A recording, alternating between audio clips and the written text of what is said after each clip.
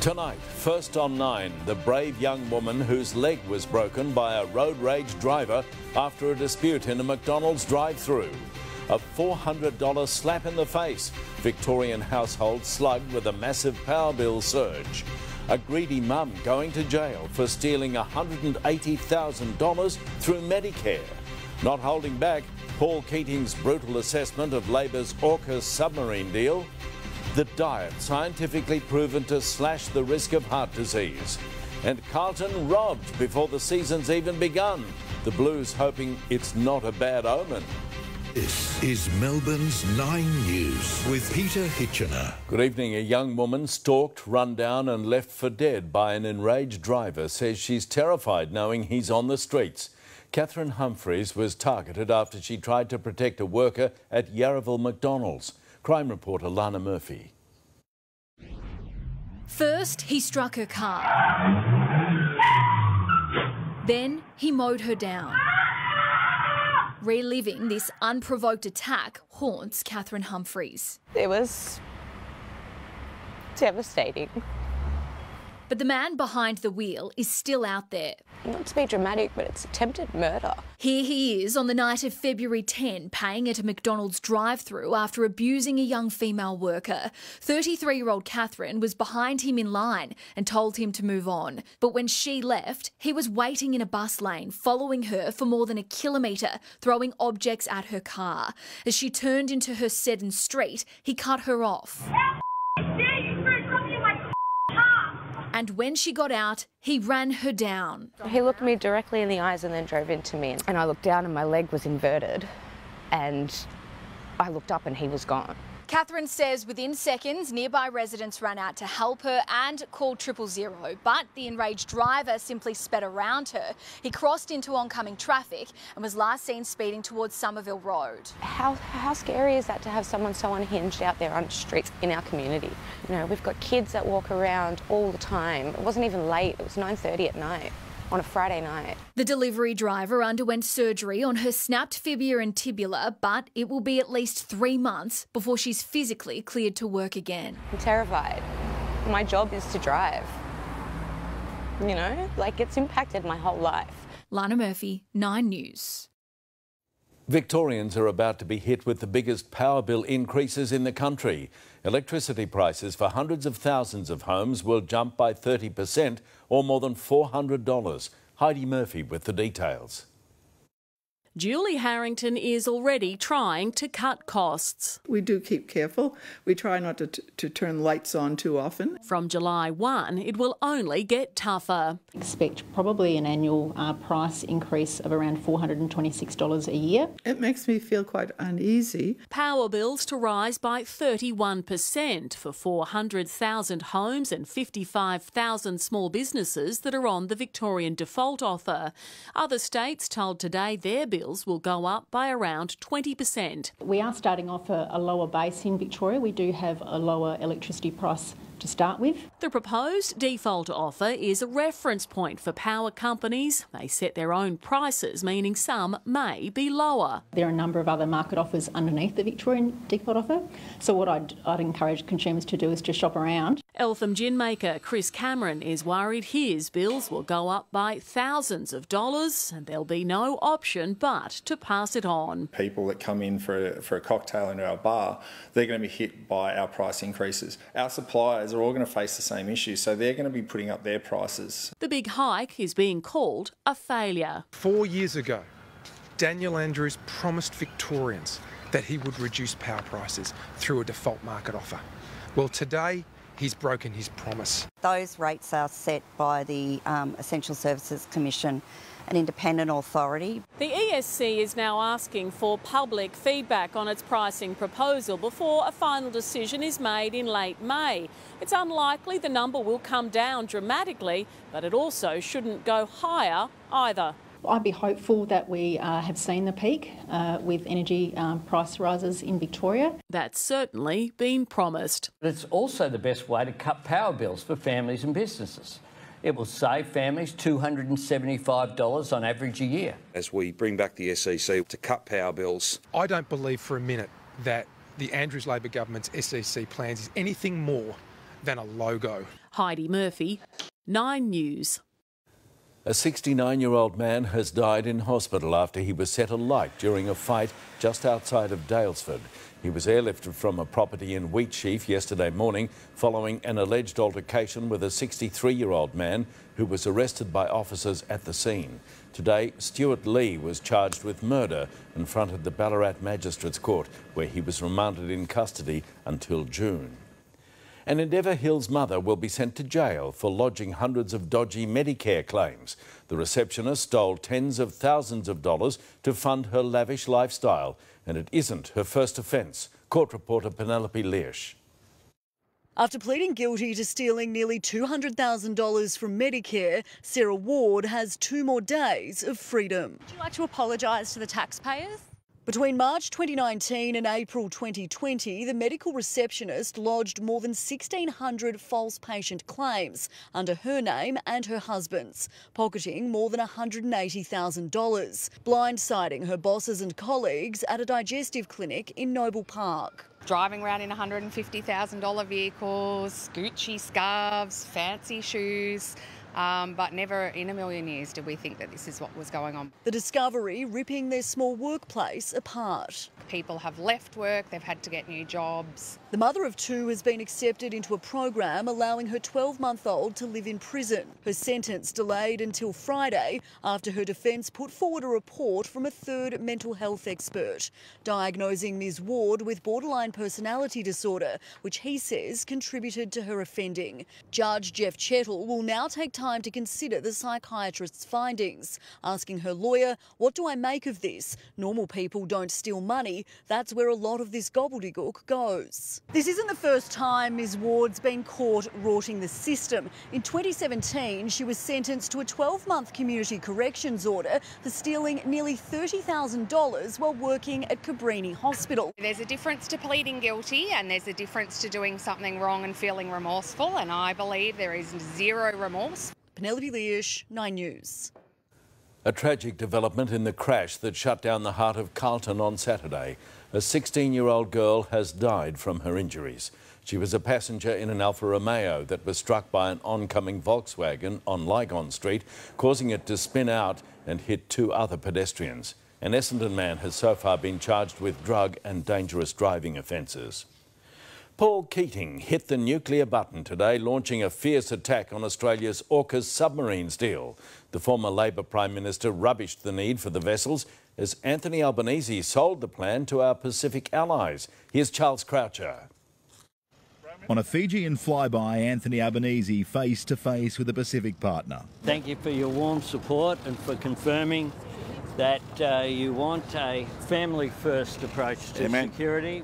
Accepting Carver with some hesitation. The real worry, any bitter taste left here in Nandi from yesterday's AUKUS submarine announcement. Australia is investing in our capability, but we're also investing in our relationships. The meeting on a defence base partly built by Australia, an AUKUS explainer to a crucial regional neighbour. We enjoy a unique relationship. The United States revealing they briefed Beijing. Open communication between our 2 countries is important for risk management and for understanding what one another is thinking. But tonight, this is a typical Cold War mentality, Chinese foreign spokesperson said, that will only incite an arms race. They are undergoing the biggest peacetime military expansion since the Second World War, which includes nuclear weapons. So to lecture us, I think, is rather ironic. The opposition on board, but with former PMs like these, and a Labor one at that, who needs enemies? Running around the Pacific Islands with a lei around your neck handing out money, which is what Penny does, is not foreign policy. Paul Keating travelled to China as leader in 1993. Tonight he's accusing Australia of being the bigger military threat and labelling AUKUS one of the worst deals in history. There's 3 leaders standing there. Only one is paying.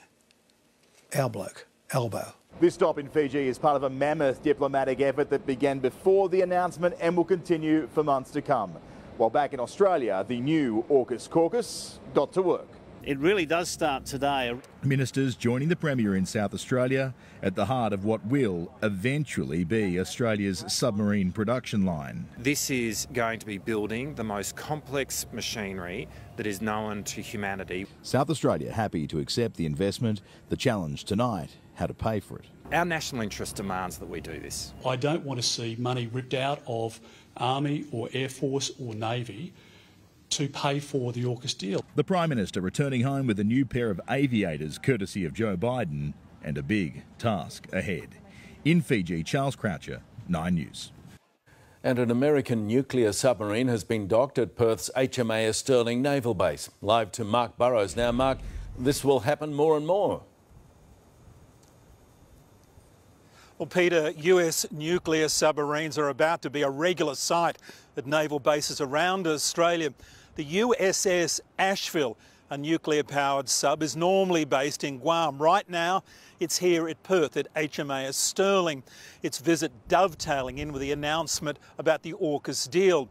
Over the next few years, a growing number of US and British nuclear subs will be based here, and they will be staying here for extended periods to train Australian submariners. Now, Australia, if all goes according to plan, won't receive its first US Virginia-class submarine until 2033. Peter. Thank you, Mark Burrows. Desperate thieves have smashed up a Pakenham news agency for the sake of a box of vapes and some cash. As Gillian Lantouris explains, the intruders scampered away in a hurry after the shop's smoke cannon was triggered. Armed with a hammer, a gang of bandits smashed their way into this Pakenham news agency.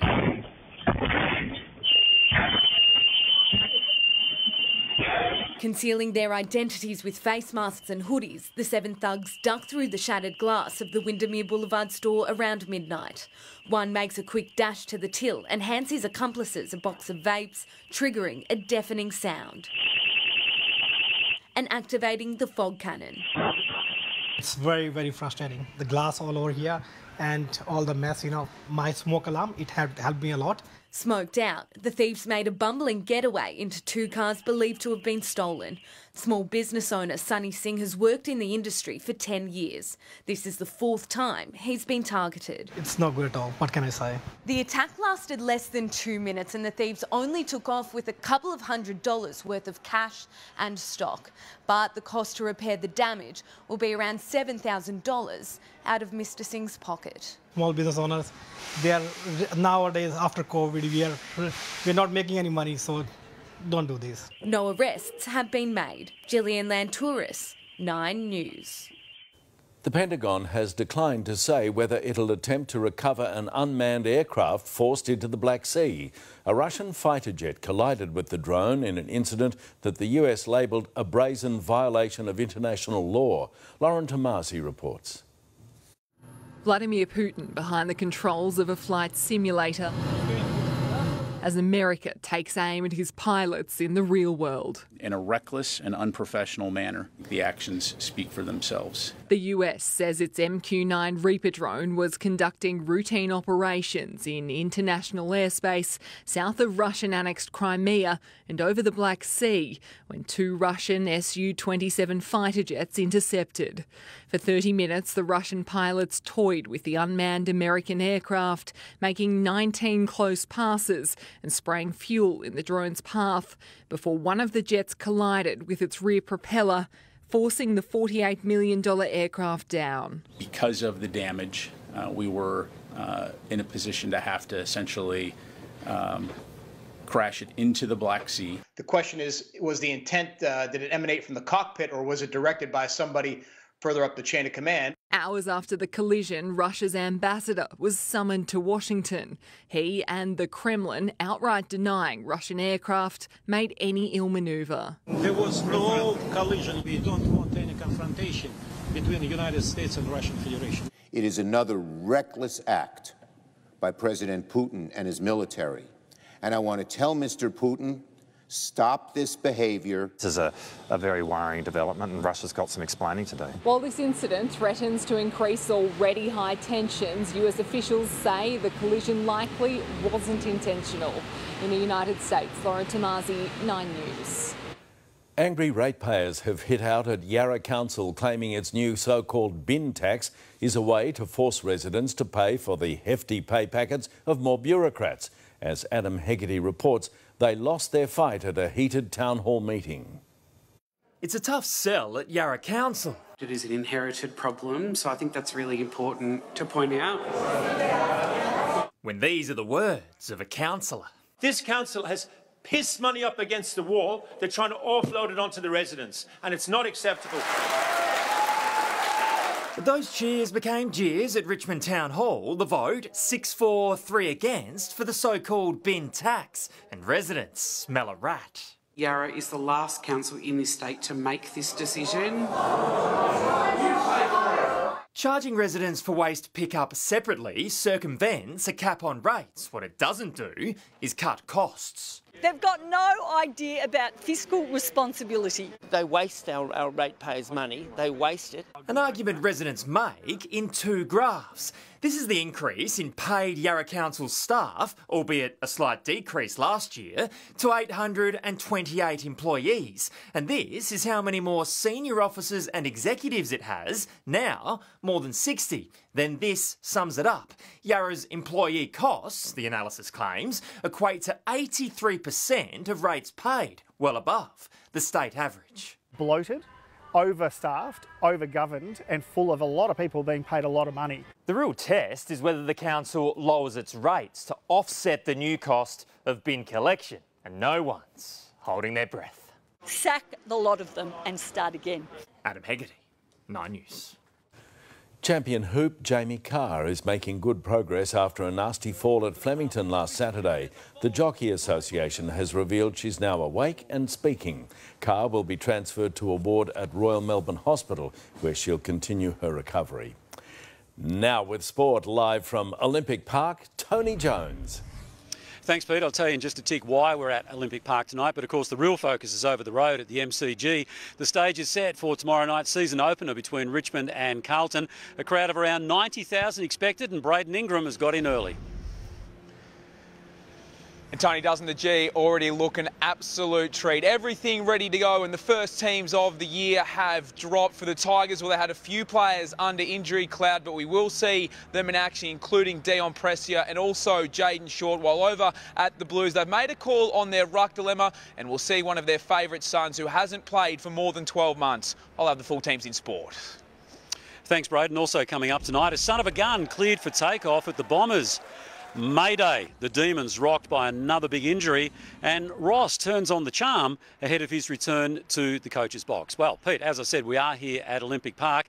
In fact, we're in the shadows of the Lou Richards statue. Why? Well, as we know, sadly, we lost him about 6 years ago, but today Lou would have turned 100. So we thought we'd share the occasion with him and just reflect on the man, the memories, and didn't he provide us with plenty of those, be it as a champion footballer with Collingwood, and then more so, I guess, in many ways, as a multimedia megastar. He dubbed himself that, and it was very hard to argue with it, and we were just so very fortunate to have him part of the Channel 9 family for so long. But I'm sure his own family, Nicole and Kim, and their families will be raising a toast to Lou tonight, as we all should, because he was a magnificent Melburnian, that's for sure, and we miss him. And as he would say, Pete, back to you, kid. Righto.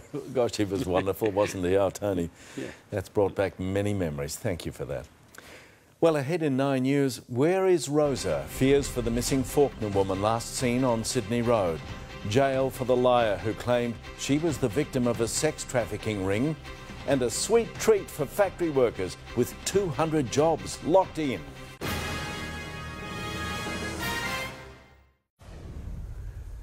There are growing concerns for a 65-year-old Faulkner woman who vanished yesterday morning.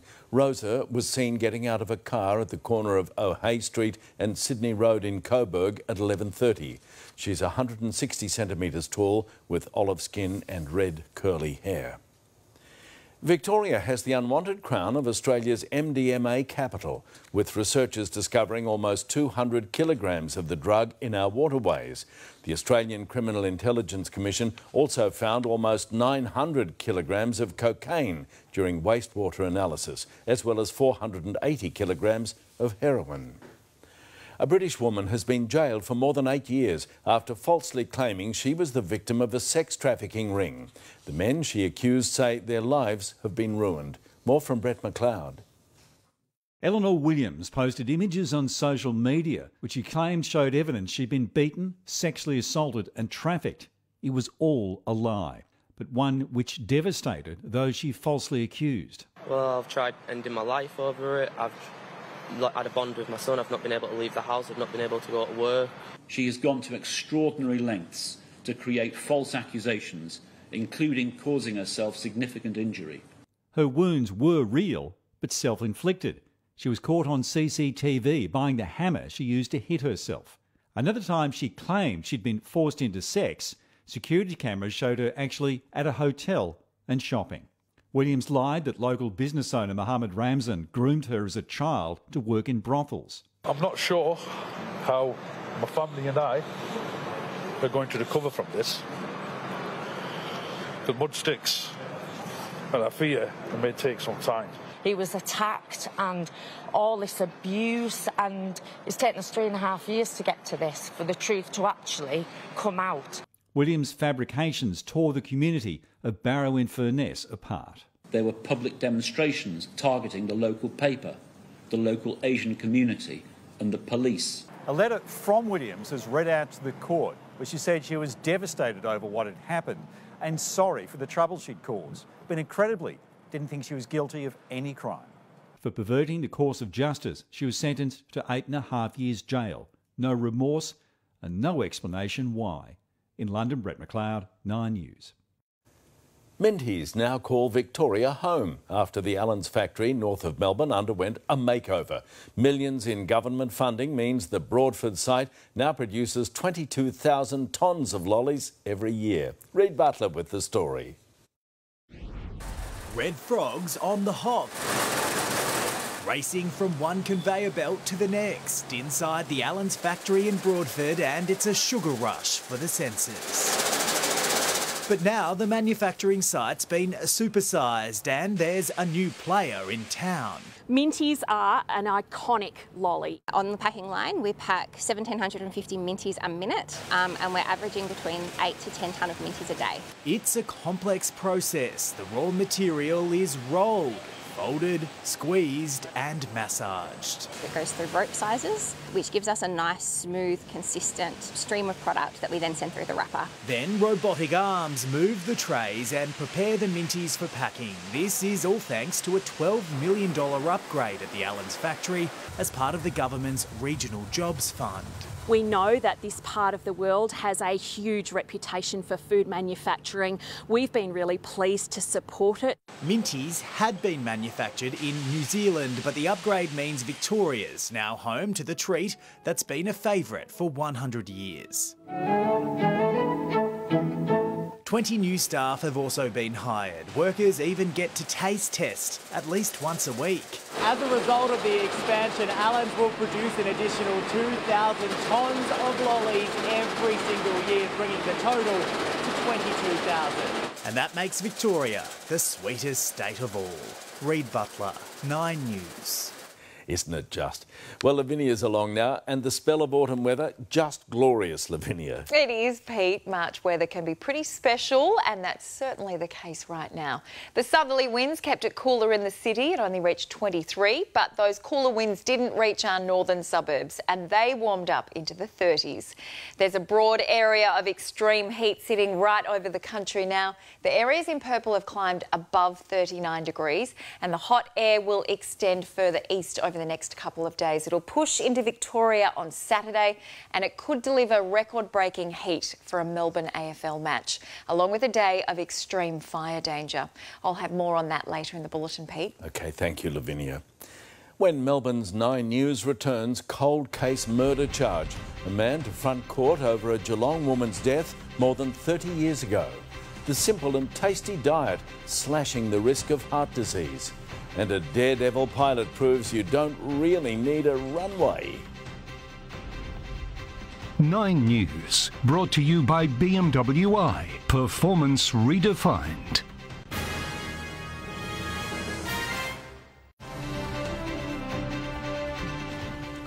A man's been charged over the cold case murder of Geelong woman Annette Stewart. The 55-year-old was brought to Melbourne from Western Australia last week over the death of Miss Stewart, who was found strangled in her home in March 1992. He'll face court on Monday. Preventing early death and slashing the risk of heart disease in women is as simple as eating a Mediterranean diet. A world-first Australian study has found sticking to simple, fresh food has big benefits. Mimi Becker explains. For Kelly Mahalakis, the Mediterranean diet is a way of life. The food is healthy, it's delicious, it's nutritious and it's easy to make. And it could save your life. A recent study by the University of Sydney finding women who followed the fresh focused diet had up to 24% lower risk of heart disease and a 23% lower risk of death. So this really confirmed that a Mediterranean diet was equally beneficial in women as it has been known to be in men. Whole grains, fruits, vegetables, beans, herbs, nuts and healthy fats like olive oil are the staples of the diet, as well as fish and seafood with dairy, eggs and chicken in moderation, while red meat and sugar are kept to a minimum. So you actually have to be reminded constantly that this is what we should be eating. Research also shows less than 10% of Australian women currently eat the recommended 2 pieces of fruit and 5 serves of vegetables every day. Women seem to be so busy. They become highly reliant on pre-prepared, pre-processed foods. So I think we've got a lot of work to do still in Australia to change the way that we eat. Often considered a male issue, heart disease is also the #1 killer for women, so some simple changes can have a big impact. I feel healthier and much more energised. Mimi Becker, 9 News. President Biden has issued an executive order to reinforce background checks for anyone who buys a firearm. Speaking in California, where 11 people were recently killed, he admitted his power is limited and called on Congress to act. Ban assault weapons. Ban them again. Do it now. Enough. Do something. Do something big. More than 40,000 people lose their lives to guns in America every year. Red Bull has unleashed a daredevil pilot to land a plane on top of a skyscraper in Dubai. Sophie Walsh tells us the stunt was less about how high he soared and more about how quickly he stopped. Touchdown on the shortest runway in the world. Polish pilot Luke Shapila hits a bullseye 212 metres above the street. Yeah! We made history, man. We made history. A 7-metre plane on a 27-metre airstrip leaves no room for error. I'm not sure we can do it. It was third time lucky. My friend, that was perfect! To be honest, I couldn't feel happier. 2 years in the making, third attempt, and we've managed to put a plane on a helipad 200 meters above the ground on the most iconic, the most beautiful building in the world. And to celebrate, some circle work 56 stories up. Job done. The next challenge, how to get down. All right, guys. 3, 2, 1. I had so much fun just dropping the aircraft out of the sky, diving almost to beach level and then doing aerobatics. Sophie Walsh, 9 News. Next in Melbourne's 9 News, Victorian children put to the test in day 1 of the new look NAPLAN. Plus the unusual but effective new gun targeting hostile drones, and unearthing history as the Royal Melbourne celebrates 175 years of care.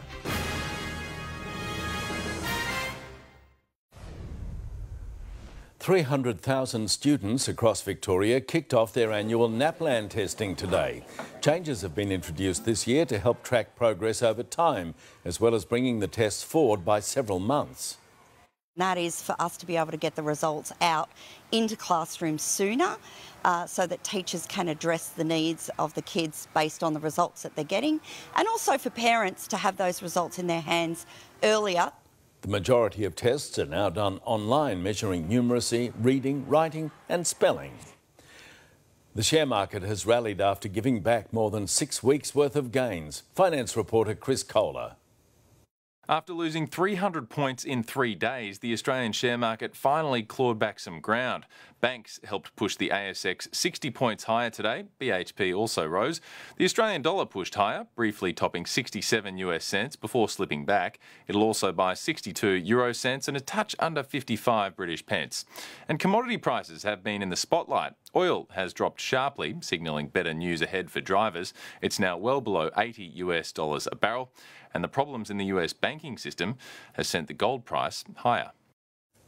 In Russia's war against Ukraine, drones are being used by both sides for surveillance and swarm attacks across enemy lines.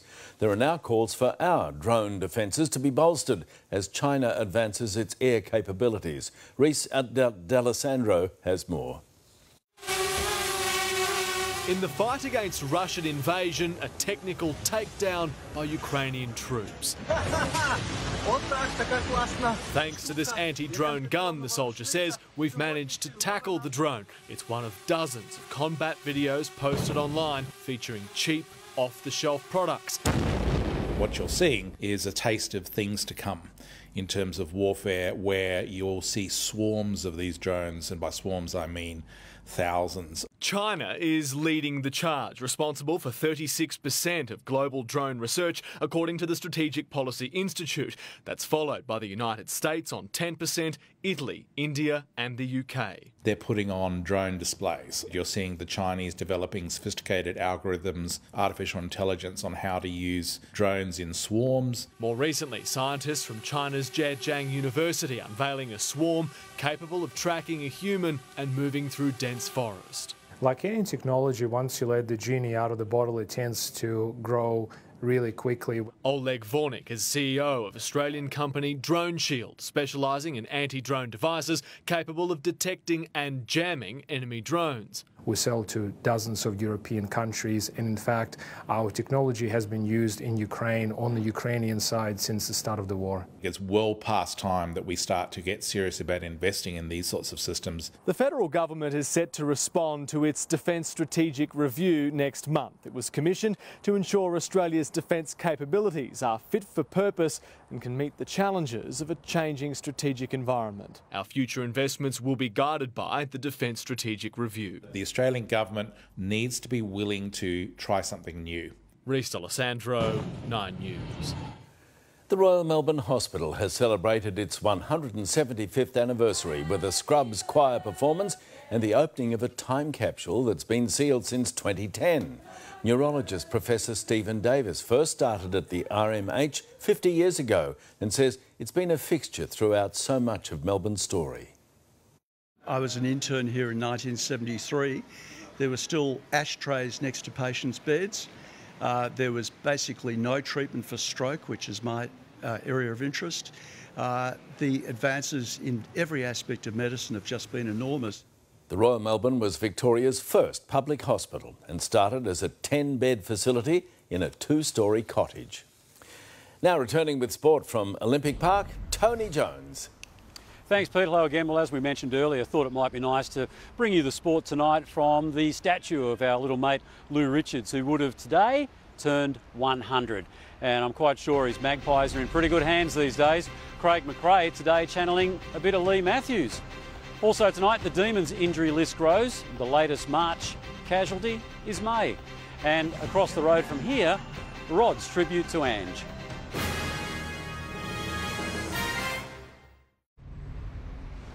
Three key Tigers have overcome injury dramas ahead of tomorrow night's season opener, while the Blues, well, they're set to welcome back a favourite son. Let's go live now to Braden Ingram, who's inside the MCG tonight. And Braden, it's almost go time. Absolutely, Tony. This place will be packed with up to 90,000 fans, fierce fans from both supporter bases, hoping their respective sides can get off on the right foot. Let's begin with Richmond, those three premiership stars that have been named, Dion Prestia, Jaden Short and also Jack Graham, overcoming their various issues they had over the pre-season. Dustin Martin will start at full forward while Ben Miller has been brought in to cover that depleted backline. Over at the Blues will Ed Curnow. He missed the entire 2022 campaign, but he's back to partner his brother Charlie in that side. So great news for Ed. Tom De Koning, the ruckman, he has been preferred in that #1 ruck spot with Mark Pitnet named as the emergency. There was a little bit of a bad omen at Princes Park today, though, as thieves got their hands on some Blues merchandise. 6 months after their September dreams were stolen, today, more shattering news at the Blues. Cleaning up a robbery at the club shop. Michael Voss hoping it's his side breaking apart Richmond and not the other way round. There's an intensity we need to be able to match that's consistent, but then there's a style that we want to play against, and we're not looking to be someone else, we're looking to be us. Despite injury limiting their pre-seasons, Mitch McGovern and Jack Martin will suit up. While for forward Jack Silvani, it's been a nearly flawless lead-in. He'll mark his 100th game tomorrow night, although it won't be the first time he'll lead the Blues out for a milestone match. I think he's in superb condition. He'd probably say best shape he's been in his career, so the fact that he's able to do that puts him in a great place. Despite missing defenders Robbie Tarrant and Josh Gibcus, the Tigers have opted not to blood mature age recruit Tyler Young, despite the danger posed by Twin Towers' Charlie Curnow and Harry Mackay. The way they move the ball is very, diligent in the way they, marks on lead. So we've got to make sure that we put as much pressure on as we can, because if it's clean, we're going to be in trouble. The coach calling for midfielders Tim Taranto and Jacob Hopper to be given time to learn the new system. But that patience won't extend to results. Richmond, we don't be patient. We just expect to play our best footy straight away. Braden Ingram, 9 News. A fresh calf injury will sideline Melbourne defender Stephen May from the season opener against the Western Bulldogs. And he's not the only premiership star the Demons will be missing for one of football's tallest orders. Joshua Daw with that story. In 3 days, the D's set off on the road to redemption. But Stephen May is going nowhere. Calf troubles forcing him out of main training early. A telling blow for Simon Goodwin's hopes of exploiting the Bulldogs' 4 key forwards. There's certainly risk in playing that many tools in your forward line, and we think we've got some ground level players that will be able to do that. Jack Viney and Bailey Fritsch also need more time to overcome injury. We feel like with another couple of weeks of load into their bodies, they're going to be right for the season, for the whole season. The winners, Bailey Laurie and Judd McVie, to play their first game. The pre-game nerves are back for Ross Lyon. It shifts to excitement, but an anxiety, because you're looking at a future event with an outcome. Laughing off his coach's box blunder. I ran into Chris Scott. He goes, "What were you doing taping?" I said, "No, it was an accident. It wasn't meant to be taped." And the 14 names on St Kilda's injury list. I think 30% of our salary cap's out there, isn't it? He'll likely blood Mateus Philippou and Anthony Caminiti against Fremantle. The 22 that we pick, or 23, will all have had full summers and will be fit and play out the minutes. So not overly stressed, to be truthful. In stark contrast, the Pies enter their round 1 clash with Geelong boasting one of footy's healthiest lists. And it's for that reason coach Craig McRae can smell blood. Channeling his old boss, seeking revenge from last year's finals. Lee Matthews is the save it bleeds, we can kill it. I thought it might be a bit early to say that, but Chris might get a laugh at that. And Alwyn Davey Jr. will make his Bombers debut on Sunday, as revealed by twin brother Jaden. Congratulations, you end this week. Dyson Heppel got through his first full session unscathed. Joshua Daw, 9 News. Well, a new look footy classified tonight with Jimmy Bartell and Damien Barrett joining the Wednesday lineup. But this man is again at the helm, Eddie Maguire. Eddie, well, pulling the boots on for yet another season. Yeah, Tony, if you wouldn't believe, it's the 45th year that I've had a media pass to cover AFL football. So I started very young, by the way, but really looking forward to it. It's going to be a great season. I think the last year has given us a taste with the way they played football last year was just fantastic. The crowds are back. It's going to open in sensational fashion over the next few nights. Can't wait for the season to start again. It's like being a little boy again. Yeah, one word answers, Ed. One word answers. Who's going to take it out this year? I'll give you 2. Melbourne Collingwood Grand Final. Wooden spooner? Hawthorn and North Melbourne. North Melbourne will get it. I'll give you a few words for this one. What's the one headline we're not going to see this year? Gil McLachlan leaves. And what's the one headline we will see this year? Eventually we'll see Gil McLachlan leaves, but I think there's going to be some big issues, Tony, to go through this year. None smaller than the concussion that's building at the moment. We're going to have a good look at that tonight in Footy Classified. There's a bit going on, including maybe the doctors coming back with some legal action in defamation claims against some of the allegations that have been levelled so far. The Hawthorn story is going to be a huge one. I expect that to end up in the courts as well, Tony. And betting and integrity is going to be a very, very big story as this season goes on. Not only the amount of betting advertising, but also the integrity of the game. So I think there's going to be a huge year for news and great football in season 2023. And our old mate would have been 100 today in 10 seconds. Your memories of Lou? Wasn't he fantastic? One of the best things we ever did was commission that statue behind you there, Tony. And the reason being is Lou would pull me up in the shopping centre every week. How's my statue going? Have you got it done yet? It was fantastic. I love him, and we wouldn't be here without the great Lou Richards. He was the doyen of media and entertainment in football. All right, we'll see you tonight, Ed. See you, buddy. Good on you, Tone. Good luck. Good on you, mate. Eddie Maguire joining us, as he will right through the season. Well, it's a performance that had many calling for the mercy rule. Manchester 9 goals this season, smashing a club record that has stood for 94 years. And, a change of tune to finish sport tonight, if you like, courtesy of the man who'll be performing across the road there, Rod Stewart. The famous crooner is a huge Celtic fan, and last night at Rod Laver Arena, he paid tribute to Melbourne's Ange Postecoglou.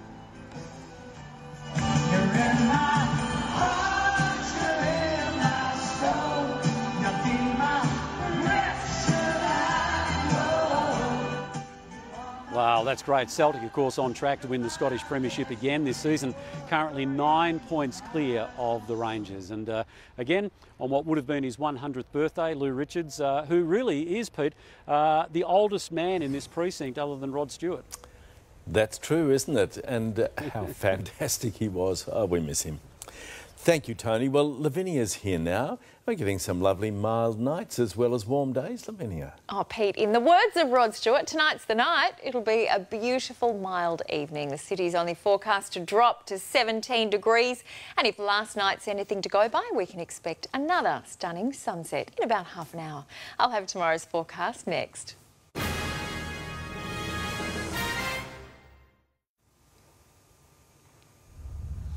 Hello again. This photo sets the scene perfectly for Melbourne at the moment, sunny and bright. And while the temperature in the city struggled, only reaching 23, the cool southerly breezes didn't reach northern suburbs. Yarra Glen and Scoresby warmed up to 31, Epping 30. Northern districts climbed into the 30s as well, as high as 34 degrees through the Mallee. And in Gippsland, the Latrobe Valley and Orbost also reached 30. But it was a little cooler along the southwest coast, 23 at Warrnambool, 19 at Aries Inlet. There were a few showers and storms along the east coast and also across the tropical north, but for most of the country it's been dry and for some parts extremely warm. The areas in purple peaked at 39 degrees and above, and that hot air will move further east over the coming days. It is set to peak in Victoria on Saturday, creating potentially record-breaking heat for the North Melbourne West Coast match. It'll also become windy, especially through the afternoon. At this stage, the Wimmera, southwest, north central and central districts are expected to be under an extreme fire danger rating.